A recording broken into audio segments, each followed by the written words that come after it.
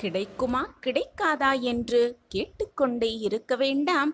கிடைக்கும் என்று முழுவதுமாக நம்பலாம். நடக்குமா நடக்காதா என்று கேட்டுக்கொண்டே இல்லாமல் நடக்கும் என்று தீர்க்கமாக நம்பலாம்.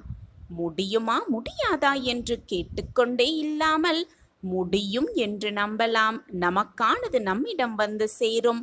நமக்கானது நமக்கு கிடைக்கும். நமக்கு எழுதப்பட்டது நமக்கே வந்து சேரும். நம் சாயப்பா நம்மோடு இருக்கும் வரை எதற்கு நாம் பயப்பட வேண்டும்? சாயப்பா இருக்க நமக்கு ஏன் மனக்கவலை? என்ன வேண்டுமோ பாபாவிடம் கேட்டு முழுவதுமாக பெற்றுக்கொள்ளலாம். கேட்டதை கொடுப்பார் பாபா என்ற நம்பிக்கையோடு கேட்கலாம். கேட்டதை நிச்சயமாக இன்றல்ல என்றாவது ஒரு நாள் தந்தே தீருவார். நமக்கான நேரம் நமக்கான காலம் எல்லாம் கூடி வரும் சமயத்தில் நமக்கானது நம்மிடம் வந்து சேரும்படி பாபா வழிவகுப்பார். நம்பிக்கையோடு இருக்கலாம். தீர்க்கமான சிந்தனையோடு இருக்கலாம். சாயப்பா இருக்க நமக்கு ஏன் மனக்கவலை? கேட்டால் நிச்சயமாக கிடைக்கும். தட்டினால் நிச்சயமாக கதவு திறக்கப்படும். இதை உணர்த்தும் விதமாக ஒரு சிறிய கதையை பார்க்கலாம். ஒரு காட்டில் அழகான பறவைகள் வாழ்ந்து கொண்டிருந்தது. அதன் தாய் பறவையும் குட்டி பறவையும் ஒரு கூட்டில் மிக அழகாகவும் சந்தோஷமாகவும் வாழ்ந்து கொண்டிருந்தது. அப்படி வாழ்ந்து கொண்டிருக்கும் பொழுது ஒரு நாள் குட்டி பறவை மிக மிக வருத்தமாகவும் சோகமாக முகத்தோடும் இருந்ததை பார்த்த அந்த தாய்ப்பறவை, ஏன் இவ்வளவு சோகமாக இருக்கிறாய் என்று தன்னுடைய குட்டி பறவையை பார்த்து கேட்டது. அதற்கு அந்த குட்டி பறவை தன்னுடைய தாய் பறவையிடம், அம்மா, மற்றவர்களிடம் உதவி கேட்பது எனக்கு மிகவும் வெட்கமாக இருக்கிறது. மற்றவர்களிடம் உதவியை கேட்காமலேயே நான் எப்படி இருக்க முடியும் என்று தன்னுடைய வருத்தத்தை மிக மிக சோகமாக தன்னுடைய தாயிடம் சொன்னது குட்டிப்பறவை. அதற்கு தாய்ப்பறவை, நீ கேட்டால்தான் அனைத்துமே உனக்கு கிடைக்கும். கேட்பதற்கே இப்படி சிந்தித்து கொண்டே இருந்தால் உனக்கு எதுவுமே வந்து சேராது. கேட்டால்தான் எதுவுமே கிடைக்கும். எனவே கேள், உனக்கானது உன்னிடம் தரப்படும் என்று அறிவுரை கூறியதாம் அந்த தாய்ப்பறவை. அதற்கு குட்டிப்பறவை, அம்மா, சொல்றது மிக மிக சுலபம். ஆனால் செய்து பார்ப்பது, நடைமுறைக்கு செய்து பார்ப்பது ரொம்பவே கடினம். தாங்கள் அதை எனக்கு செய்து காட்டினால் எனக்கு மிக சுலபமாக இருக்கும். நான் மற்றவர்களிடம் எனக்கானதை கேட்டுக்கொள்வேன் என்று கூறியதாம். உடனே அந்த தாய்ப்பறவை, சரி வா, உனக்கு நான் செயலிலே காட்டுகிறேன் என்று கூறி ஒரு ஆற்றங்கரையோரம் தாய்ப்பறவையும் குட்டிப்பறவையும் சென்றதாம். அப்பொழுது அந்த தாய்ப்பறவை அந்த ஆற்றில் எச்சமிட்டதாம். இதை பார்த்த குட்டிப்பறவை என்ன தாய் செய்கிறார்கள் என்பதை புரிந்து கொள்ள சற்று ஆவலாக கவனித்ததாம். அப்பொழுது ஆற்றில் எச்சமிட்ட அந்த தாய்ப்பறவை அந்த ஆற்றை நோக்கி கேட்டதாம், நான் கொடுத்த எச்சத்தை மீண்டும் என்னிடமே தாய் என்று அந்த ஆற்றை பார்த்து கேட்டதாம். உடனே அந்த ஆறு, அந்த எச்சம் இந்த ஆற்றில் கலந்து விட்டது, நான் எப்படி அதை மீண்டும் உனக்கு தர முடியும் என்று கூறி, அதற்கு வேண்டுமானால் நான் ஒரு மீனை உனக்கு கொடுக்கிறேன் என்று அந்த ஆறு தாய்ப்பறவையிடம் சொன்னதாம். அந்த பறவை சந்தோஷமாக அந்த மீனை வாங்கி கொண்டு ஒரு வீடு பூட்டியிருந்த வீட்டில் கதவு அருகில் அந்த மீனை வைத்துவிட்டு சற்று ஓரமாக இருந்து பார்த்து கொண்டிருந்ததாம் தாய்ப்பறவையும் குட்டிப்பறவையும். அப்பொழுது அந்த வீட்டிலிருந்து வந்த நபர், மீன் வந்திருக்கிறது என்று நினைத்து சந்தோஷமாக அந்த மீனை நாம் சமைத்து சாப்பிட்டு விடலாம் என்று அந்த மீனை சமைத்தும் சாப்பிட்டும் விட்டார்கள். இதை பார்த்து கொண்டே இருந்த தாய்ப்பறவையும் குட்டிப்பறவையும் மீண்டும் அதே வீட்டுக்கு வந்து கதவை தட்டி, நான் இங்கு ஒரு மீனை வைத்தேன், அதை நீங்கள் பார்த்தீர்களா என்று கேட்டதாம். அப்பொழுது அந்த வீட்டில் இருப்பவர்கள், ஆம், அந்த மீனை நாங்கள் பார்த்தோம், அந்த மீனை நாங்கள் சமைத்து சாப்பிட்டு விட்டோமே, அதற்கு பதிலாக நாங்கள் வேறு ஏதாவது உங்களுக்கு தரட்டுமா என்று கேட்டார்களாம்.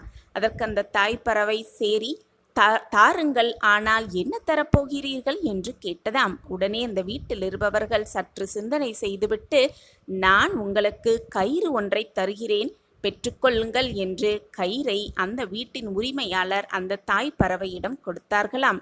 அந்த தாய் பறவையும் குட்டி பறவையோடு சேர்ந்து அந்த கயிறை எடுத்துக்கொண்டு ஒரு விவசாய நிலத்தின் மீது மேலே பறந்து சென்று கொண்டிருந்த பொழுது அங்கே ஒரு விவசாயி விவசாயம் செய்வதற்காக தன் கிணற்றில் தண்ணி மோண்டு கொண்டிருக்கும் பொழுது அவர் முள்ளும் அந்த வாளியின் கயிறு ரொம்பவே பழுதடைந்த நிலையில் இருந்ததால் அறுந்து போனது.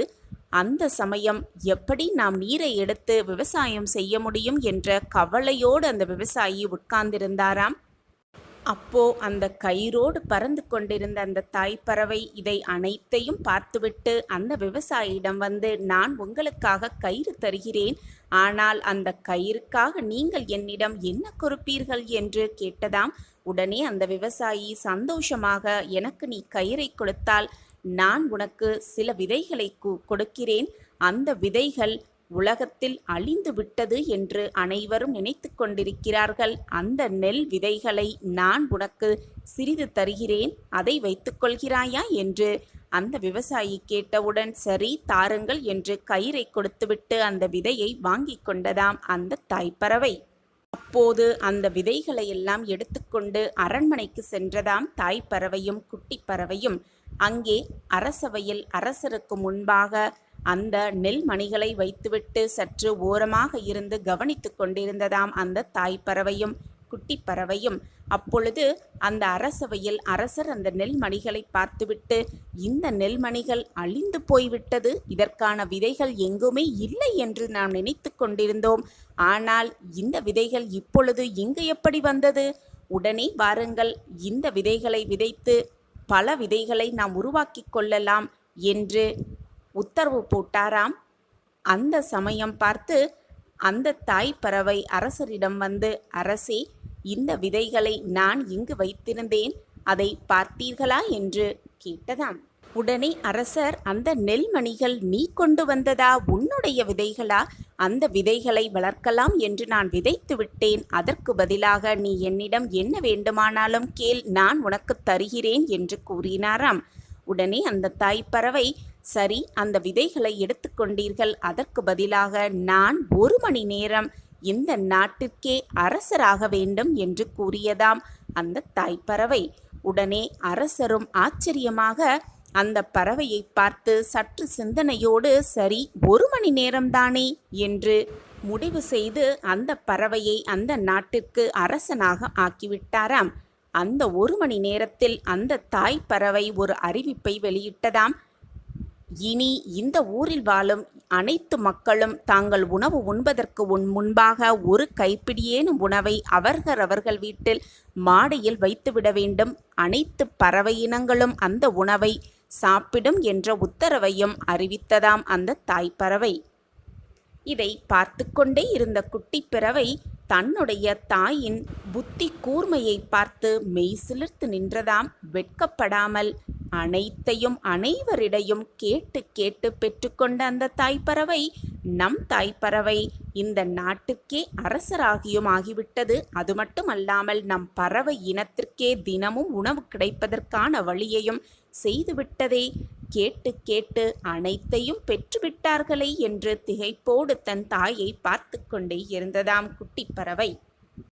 அந்த தாய்ப்பறவை அப்பொழுது அந்த குட்டி பறவைக்கு அறிவுரை கூறியதாம், நான் உணவு உண்பதற்காக, நம் பறவையினமே உண்பதற்காக இந்த ஒரு செயலை செய்யவில்லை, உனக்கு புரிய வைப்பதற்காகத்தான், செயல் செய்து காட்டினால்தான் உனக்கு நன்றாக புரியும் என்பதற்காகத்தான் நான் இதை அனைத்தையும் செய்தேன். கேட்டால்தான் கிடைக்கும், தட்டினால்தான் திறக்கப்படும் என்பதுதான் உண்மையிலும் உண்மை. கேட்டால் நிச்சயமாக கிடைக்கும், கேட்பதற்கான பலன் நிச்சயமாக கிடைத்தே தீரும் என்பதை இப்பொழுது உணர்ந்து கொண்டாயா என்று தாய்ப்பறவை குட்டி பறவையை பார்த்து கேட்டதாம். கேட்டால்தான் கிடைக்கும் என்பதை சரியாக புரிந்து கொண்ட அந்த குட்டி பறவை கேட்டு கேட்டு தன் வாழ்நாளில் அனைத்தையும் சாதித்து கொண்டதாம். நாமும் கேட்டால்தான் கிடைக்கும் என்ற நம்பிக்கையோடு இருக்கலாம். நம் வாழ்க்கைக்கு தேவையான அனைத்தையும் கேட்டு கேட்டு பெற்றுக்கொண்டு வாழ்வில் நிம்மதியாகவும் சந்தோஷமாகவும் வாழலாம். கேட்டால் கொடுப்பவர்கள் கொடுக்கலாமா கொடுக்க வேண்டாமா என்று 1000 முறை யோசனை வேண்டுமானால் செய்யட்டும். ஆனால் கேட்பதை நாம் கேட்டே தீர வேண்டும். அப்பொழுதுதான் அது இன்றல்ல என்றாவது ஒரு நாள் நம்மிடம் கிடைக்கும், நம்மிடம் வந்து சேரும். நம்பிக்கையோடு கேட்கலாம், தட்டிக்கொண்டே இருக்கலாம். நமக்கான கதவு நிச்சயமாக திறக்கப்படும். நமக்கான கேட்டலுக்கான பதில் நிச்சயமாக நமக்கு கிடைக்கும் என்ற நம்பிக்கையோடு கேட்டுக்கொண்டே இருக்கலாம். நம் சாயப்பா நம்மோடு இருக்கும் வரை நாம் கேட்பது, விரும்பியது, ஆசைப்பட்டது, நாம் அவரிடம் பிரார்த்தனையாக வைத்தது அனைத்தையும் நமக்கான நேரம் வரும் வரை நிச்சயமாக பொறுத்திருந்து நம்மிடம் கொண்டு வந்து சேர்ப்பார். நாமும் பெற்றுக்கொண்டு பாபாவின் கைகளிலிருந்து அனைத்து வரங்களையும் பெற்றுக்கொண்டு நிம்மதியாக வாழலாம். சந்தோஷமாக ஆச்சரியங்களோட வாழ்க்கையை நிம்மதியாகவே வாழலாம். சாயப்பா இருக்க நமக்கு ஏன் மனக்கவலை? பல நாள் கஷ்டத்திற்கும் வேதனைக்கும் ஒரு பலன் வரப்போகிறது. உனக்கு வரும் கஷ்டங்கள் எல்லாம் உன்னை தாழ்த்ததான் என்று நீ நினைத்து கொண்டிருக்கிறாய், தவறாக நினைத்து கொண்டிருக்கிறாய். ஆனால் உண்மையில் அது உன்னை தாழ்த்துவதற்காக வருவதில்லை குழந்தா. உன்னை அடுத்த கட்டத்திற்கு மேம்படுத்தத்தான் அந்த கஷ்டம் உனக்கு வருகிறது என்பதை தெளிவாக தெரிந்து கொள். குழந்தா, உனக்கு ஒரு விஷயம் தாமதமாக நடக்கிறது என்றால் அது உனக்கு நிறைவான விஷயமாக ஆகப்போகிறது என்றுதான் அர்த்தம். குழந்தையே, நான் உன்னை சோதிப்பேனே தவிர கைவிடவே மாட்டேன். சோதனை கூட உன்னையே உனக்கு புரிய வைக்க, உன் வாழ்க்கையை உனக்கு புரிய வைக்க, உனக்கு கிடைத்திருக்கும் இந்த வாழ்க்கையை எப்படி வாழ வேண்டும் என்பதை உனக்கு உணர்த்ததான் அந்த சோதனைகளை நான் ஏற்படுத்தி கொண்டிருக்கிறேன் என்பதை புரிந்து கொள். உன்னை சுற்றி இருப்பவர்கள் உன் மனதை துரத்தி வெறுத்து வைக்கிறார்கள் என்று நினைக்காதே. உன் மனதை காயப்படுத்துகிறார்கள் என்று அவர்களோடு வாதம் செய்யாதே. அந்த தருணத்தை மிக அமைதியாக கடந்து சென்றுவிடு. அந்த தருணத்தில் அமைதியாக இருந்துவிடு. இருந்து உன்னுடைய பிரகாசமான செயல்களால் அவர்களுக்கு உணர்த்து நீ யார் என்று, எப்படிப்பட்டவர் என்பதை அவர்களுக்கு உணர்த்து உன் செயலால். ஒவ்வொரு விஷயத்திலும் கவனம் தேவை என் பிள்ளையே. அதை ஒவ்வொரு செயலிலும் யோசித்து யோசித்து செயல்படுத்து. அதுவே உன் வாழ்வுக்கு நல்லதும் கூட. உனக்கான ஒரு நல்லதொரு வாழ்க்கை காத்து கொண்டிருக்கிறது. அது உன்னுடைய எல்லா வலிகளுக்கும் எல்லா வேதனைகளுக்கும் மருந்தாகவே இருக்கப் போகிறது. இன்னும் உன் வாழ்க்கையில் பல இருக்கிறது அரங்கேற. அதுவரை பொறுமையாக காத்திரு.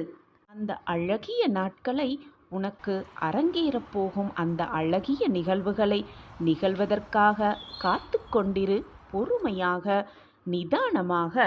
உன் வாழ்க்கையில் நீ சிந்திய அத்தனை கண்ணீருக்கும், உன் மனவேதனைப்பட்ட அத்தனை வேதனைகளுக்கும் நான் கொடுக்கும் பதில்தான் உன்னுடைய வாழ்வு. உனக்காக எல்லாம் நிறைந்த எதிர்காலம் காத்து கொண்டிருக்கிறது. தொட முடியாத உச்சத்திற்கு உன் வாழ்வில் நீ வளரப்போகிறாய். சிரித்த முகத்தோடு எது நடந்தாலும் புன்னகையை மட்டும் மறந்து விடாமல் நிதானமாக நிம்மதியாக காத்து கொண்டே இரு. உன்னையையும் உன் வாழ்க்கையையும் நிறைவுடையதாய் மாற்ற வேண்டிய பொறுப்பு உன் சாயப்பாவுடையது. எனவே எதற்கும் கலங்காதே, நான் இருக்கிறேன். உன்னுடைய முயற்சியாலும் உன்னுடைய மன நிம்மதிக்காகவும் நீ உழைத்து முன்னேறினாய். இது உனக்கு நன்றாகவே தெரியும். உன்னை சுற்றி இருப்பவர்களுக்கும் அது தெரிந்திருக்க வேண்டும் என்ற அவசியமில்லை. அதனால் உன்னை ஏளனமாக பார்ப்பவர்களும் பேசுபவர்களும் பேசிக்கொண்டே இருக்கட்டும். உன்னுடைய வேலையை செய்து கொண்டே இரு. உன் மனதிற்கு எது சரி என்று படுகிறதோ, உன் மனதிற்கு எது ஆத்மார்த்த திருப்தியோடு இருக்கிறதோ அந்த வேலையை திறம்பட செய்து கொண்டே இரு. அதுவே உன் வாழ்க்கைக்கும் உன் மனதிற்கும் நிம்மதியை அள்ளி அள்ளி தரும்.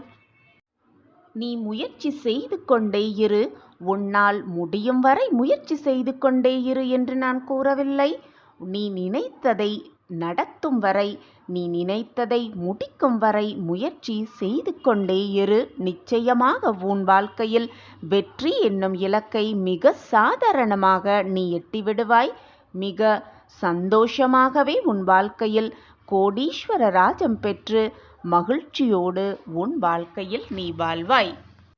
எனக்கு எல்லாமே தெரியும் என்று சொல்பவர்களை விட அனைத்தையும் நான் செய்து முடிப்பேன் என்று நம்பிக்கையோடு போராடுபவர்களே வாழ்க்கையில் வெற்றியை மிக சுலபமாக எட்டலாம். இதைதான் நீ செய்து கொண்டிருக்கிறாய். உன்னுடைய உழைப்பு எப்பொழுதும் வீண் போகாது. நீ எடுக்கும் எந்த ஒரு முயற்சியும் தோற்று போகவே போகாது. உனக்கு துணையாக நான் இருக்கும் பொழுது நீ எடுக்கும் முயற்சி எப்படி தோற்றுப்போக நான் விட்டு விடுவேன்? என்மேல் முழுமையாக நம்பிக்கை வைத்திருக்கும் உனக்கு நானே உன் இல்லத்திற்கு வந்து செல்வ செழிப்பை அள்ளித்தரப் போகிறேன். கோடீஸ்வர ராஜயோகத்தை உனக்காகவே கொடுக்கப் போகிறேன். உன்னிடம் மகிழ்ச்சியான செய்தி சொல்லும் நேரம் வந்துவிட்டது. உன்னை நெருங்கிவிட்டது. உனக்கான அந்த பொக்கிஷமான வாழ்க்கையை உனக்காக உருவாக்கி ஏற்ற இரக்கங்கள் நிறைந்த அனைத்தையும் உன்னிடம் இருந்து நீக்கி என் கண் பார்வையிலேயே உன்னை வெற்றியின் வழிக்கு வெற்றியின் படிகட்டில் ஏற வைக்கப் போகிறேன். நான் இருக்கிறேன். யார் என்ன வேணாலும் பேசிக்கொள்ளட்டும். ஏன் நீ கூட உன்னை இழிவாக பார்த்து கொள்ளவே வேண்டாம். பார்த்து கொண்டாலானும் உன் வாழ்வில் நடக்க வேண்டியதை நடத்தி வைத்து உன் வாழ்விற்கு தேவையானதை உன்னிடம் இருந்து தேவையில்லாததை உன்னிடம் இருந்து விலக்கி வைத்து உனக்கு எதை கொடுக்க வேண்டுமோ அதை கொடுத்து உன்னிடம் இருந்து உனக்கு தேவையில்லாததை பறிக்க வேண்டிய நேரத்தில் சரியாக பறித்து உனக்கு ஆக வேண்டியதை நல்ல வாழ்வு கொடுக்க வேண்டியதை கொடுத்து எதுவெல்லாம் நடக்க வேண்டுமோ அது சரியான நேரத்தில் சரியான காரணத்தோடு நடந்து கொண்டுதான் இருக்கிறது. இது உன் மனதிற்கும் நன்றாகவே தெரியும். இந்த பிறவி எதற்காக நாம் பிறப்பெடுத்திருக்கிறோம்? எதற்காக இவ்வளவு வேதனை அனுபவித்துக் கொண்டிருக்கிறோம்? எதற்காக இந்த வாழ்வை வாழ்ந்து கொண்டிருக்கிறோம் என்பது கூட உனக்கு புரியாது. உனக்கு புரியவும் புரியாது. ஆனால் எதற்காக நீ வந்திருக்கிறாய்? எதற்காக வாழ்ந்து கொண்டிருக்கிறாய்? எதற்காக பிறப்பெடுத்திருக்கிறாய் என்பதை உன்னை பயன்படுத்துவோர் நீ எதற்காக பயன்பட்டு கொண்டிருக்கிறாயோ அவர்களுக்கு புரியும். தெளிவாகவே தெரியும். உனக்கு வேண்டுமானால் இப்பொழுது புரியாமல் இருக்கலாம். ஆனால் புரிய வேண்டிய நேரத்தில் புரிய வேண்டிய சமயத்தில் எல்லாமே உனக்கு சாதகமாக நிகழும்படியே உன் மனது ஏற்றுக்கொள்ளும். எல்லாமே உனக்கு சாதகமாகவே நிகழும். இது நாள் வரை நிகழ்ந்ததே இல்லை. நான் ஒவ்வொரு இரவும் நம்பிக்கையோடு தான் உறங்க செல்கிறேன். நாளை எனக்கான நாளாக இருக்கும் என்ற நம்பிக்கையோடு தான் நான் உறங்குகிறேன். காலை கண் விழிக்கும் பொழுதும் நம்பிக்கையோடு தான் கண் விழிக்கிறேன். ஆனால் நாட்கள் தான் நகருகிறதே தவிர என் வாழ்க்கையில் எந்த ஒரு திருப்பமும் ஏற்றமும் இதுவரை நிகழவே இல்லையே என்றுதானே கூறுகிறாய்? சாயிநாதரே, அனைவரும் நிம்மதியாக உறங்கிக் கொண்டிருக்கும் இந்த நேரத்திலும் கூட நான் மட்டும் கண்ணீர் வடித்துக் கொண்டிருக்கிறேனே, எனக்கு மட்டும் ஏன் இந்த வேதனை? தனிமையாக இருப்பது என்னை மேலும் வேதனை அடைய செய்கிறது என்றுதானே யோசித்துக் கொண்டிருக்கிறாய்? என் பிள்ளையே, இது நாள் வரை நம்பிக்கையோடு தானே இருந்தேன் என்று கூறுகிறாய். அப்படியென்றால் இன்று அதைவிட ரெட்டிப்பு நம்பிக்கையோடு ரெட்டிப்பு மகிழ்ச்சியோடு இதை முழுவதுமாக கேட்டுவிட்டு நிம்மதியாக இன்று இரவை கடந்து வா. நாளை நீ எதிர்பார்த்த அந்த இடத்திலிருந்து ஒரு நல்ல நிகழ்வு, ஒரு நல்ல மாற்றம், ஒரு நல்ல செய்தி, உன் மனம் குளிரும் ஒரு மங்கள செய்தி உன் செவிகளில் வந்து எட்டும். நாளை நீ கண் விழிக்கும் பொழுது சாயி சாயி என்று சொல்லிக் கொண்டுதான் விழிப்பாய். உனக்கான அந்த நல்ல செய்தி உன் காதுகளில் வந்து விழும். உடனே ஓடோடி வந்து நான் எங்கு இருக்கிறேன் என்பதை கண்டுபிடித்து என்னிடம் வந்து நன்றி சொல்வாய். உன் கண்களில் ஆனந்த கண்ணீர் வரும். அப்பொழுதும் அந்த கண்ணீரை துடைக்க நான் உன் அருகிலேயே இருப்பேன் என்பதை மறந்தே விடாதே. நம்பிக்கை வெற்றியோடு வரும். ஆனால் வெற்றி நம்பிக்கை உள்ளோரிடம் மட்டுமே வரும். அந்த வெற்றி உன்னிடம் கண்டிப்பாக வரும். ஏனென்றால் உன்னிடம் நம்பிக்கை நிறையவே இருக்கிறது. நீ என்னுடைய பொக்கிஷம். உன்னிடம் நம்பிக்கை மிக அதிகமாக இருக்கிறது என்பது எனக்கு நன்றாகவே தெரியும். எதற்குமே கலங்காதே. எது வந்தாலும் நம்பிக்கையை மட்டும் இழந்து விடாதே. இருளான வாழ்க்கை என்று கவலை கொள்ளாதே. என் வாழ்க்கையில் மட்டும் எப்பொழுதுமே இருள் மட்டுமே சூழ்ந்து இருக்கிறதே என்று வேதனைப்படாதே. கனவுகள் முளைப்பது அந்த இருளில்தான். இருள் மறைந்தால்தான் வெளிச்சம் பிறக்கும். இதுதான் வாழ்க்கையின் நியதி. உன்னுடைய இருளும் மலையப் போகிறது. உனக்கான பிரகாசமும் விடியப் போகிறது என்பதை நம்பிக்கையோடு நம்பு. நீ எவ்வளவு தூரம் உன்னால் செல்ல முடியும்? சென்றாலும் உன்னால் வெற்றி அடைய முடியுமா என்று கேலி பேசுகிறார்களா உன்னை பார்த்து? நீ அவற்றை காதில் வாங்கிக் கொள்ளாதே. காதில் வாங்கிக் கொள்ளாமல் உன்னுடைய பயணத்தை ஓடிக்கொண்டே இரு, போராடிக்கொண்டே இரு, நடந்து கொண்டே இரு. அவர்கள் சொற்கள் உன் காதில் விழாத தூரம் வரை உயர்ந்து சென்று கொண்டே இரு. அப்பொழுது உன்னிடம் பேச யாருமே இருக்கவே மாட்டார்கள். ஏனென்றால் நீ சிகரத்தை தொட்டிருப்பாய். ஒவ்வொரு நாளும் விடியும் போது ஒரு எதிர்பார்ப்போடே விடுகிறது. நீயும் அந்த எதிர்பார்ப்போடையே உன்னுடைய ஒவ்வொரு நாளையும் முழிக்கிறாய். ஒவ்வொரு நாளும் முடியும் பொழுது ஒரு அனுபவமாக எடுத்துக்கொள். ஒவ்வொரு அனுபவம் உன் வாழ்க்கையில் நீ மிக பிரகாசமாக உயர்வதற்கான வழிகளாகவே இருக்கும். நம்பிக்கையோடு இரு. எதையுமே வாழ்க்கையில் சாதித்தே விடலாம். எதையும் எதிர்கொண்டு வாழ பழகிக்கொண்டால் உனக்கு வரும் இன்னல்களும் துரோகங்களும் தோல்விகளும் கூட உனக்கு பயமே இல்லாமல் முடியும். வாழ்வில் முன்னேற வேண்டுமென்றால் உன் கால்களால் நடந்து போய்க்கொண்டே இரு. மற்றவர்களின் முதுகில் ஏறி போக நினைக்காதே. மற்றவர்களின் வழியிலும் செல்ல நினைக்காதே. உனக்காக ஒரு தனி பாதையை உண்டாக்கி கொண்டு அந்த பாதையில் நீ சென்று கொண்டே இரு. யார் சொல்லுவதையும் காதில் வாங்கிக் கொள்ளாமல் நம்பிக்கையோடு புன்னகையோடு உன் வழியில் நீ வடித்த பாதையில் சென்று கொண்டே இரு. உன்னுடைய பாதைகளை மலர் பாதையாக மாற்றும் வேலையை உன் சாயப்பா நான் செய்வேன். ஒன்றை நன்றாக புரிந்து கொள் என் பிள்ளையே. நீ விரும்பியதை, எதை நீ அதிகமாக விரும்புகிறாயோ அதை மற்றவர்களுக்கு கொடு. இதன் பொருள் என்னவென்று தெரியுமா?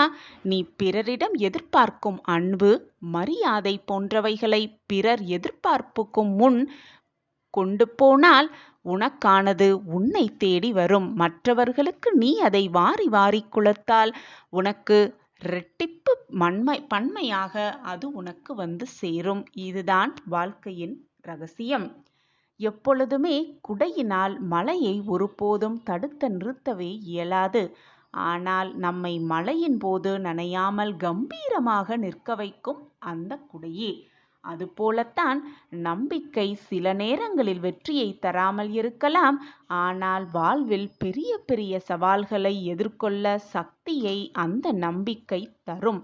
இதுதான் வாழ்க்கையின் ரகசியம். நம்பிக்கையோடு இரு. எதற்குமே வீணாக கவலைப்படாதே. காரணம் இல்லாமல் கவலையே படாதே. காரணம் இருந்தால் கூட கலக்கம் கொள்ளாதே. எதுவும் கடந்து போகும். இதுவும் கடந்து போகும். எதுவும் போய்கொண்டுதான் இருக்கும். எதுவுமே உன்னால் தடுத்து நிறுத்த இயலாது. ஒருவரின் மனதை உடைக்க, ஒருவரை காயப்படுத்த, ஒருவரின் மனதை வேதனைப்படுத்த, மனதை ரணமாக்க எவராலுமே முடியும். ஆனால் அந்த ரணப்பட்ட மனதை, காயப்படுத்த மனதை, கஷ்டப்படுத்திய மனதை தேற்றுவதற்கும் ஆறுதல் சொல்வதற்கும் ஒரு சிலரால் மட்டுமே முடியும். அது உன்னால் முடியும். எப்பொழுதுமே மற்றவர்களுக்கு நன்மை செய். மற்றவர்கள் நன்றாக இருக்க வேண்டும் என்பதை மட்டுமே சிந்தனை செய்.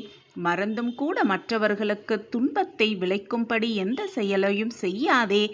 மறந்தும் கூட மற்றவர்களின் மனதை எந்த விதத்திலும் காயப்படுத்தாதே. மற்றவர்கள் காயப்பட்டால் அது மீண்டும் உன்னையே வந்து சேரும், பல 100 மடங்காக. எனவே மற்றவர்களுக்கு எப்பொழுதுமே நன்மை செய், நன்மையை மட்டுமே சிந்தனை செய், நல்ல எண்ணங்களை மட்டுமே சிந்தித்து கொண்டிரு.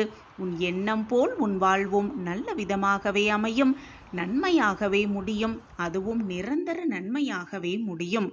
எது வந்தாலும் துவண்டு போகாதே, முடிந்ததை நினைத்து எப்பொழுதும் வருந்தாதே, வரப்போவதை நினைத்து எப்பொழுதும் எந்த நொடியும் பயப்படாதே. வருவது வரட்டும், போவது போவட்டும், இருப்பது இருக்கட்டும் என்று முடிவை செய்துவிட்டு இப்பொழுது இந்த நொடி இந்த நேர வாழ்க்கையை மகிழ்ச்சியாக சந்தோஷமாக வாழ பழகிக்கொள். இதோ நீ செய்த புண்ணியத்தின் பலனாக நான் உன்னை தேடி உன் இருப்பிடம் நோக்கி, நீ இருக்கும் திசை நோக்கி உன்னிடமே நிரந்தரமாக இருக்கவே வந்திருக்கிறேன். உன் தொலைந்த கஷ்டத்தை அனைத்தையும் மீட்டெடுத்து மீண்டும் உன்னிடம் சேர்க்கப் போகிறேன்.